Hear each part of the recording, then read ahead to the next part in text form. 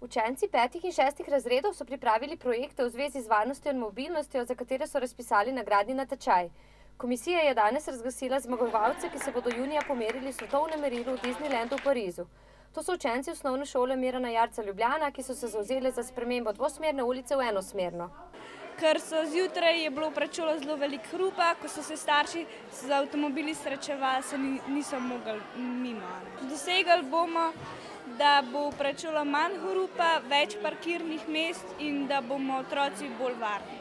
Finalisti iz 6 šol, tudi iz osnovne šole Semič, so s svojimi projekti doprinesli k prometni varnosti, kar je tudi namen programa. Program je zasnovala skupina Renault, predvsem z namenom izboljševanja varnosti v prometu, s čimer smo dodali tudi zaradi udejanjanja naše vizije ponujanje trajnostne mobilnosti za vse. Mednarodni program Varnost in mobilnost za vse poteka v različnih državah že 11. leto zapored. Ker je bila komisija navdušena nad izdelki učencev, ki so se nanašali na konkretne težave s prometom oziroma okoljevarstvom v njihovi okolici, naj bi program izvedli tudi v prihodnje.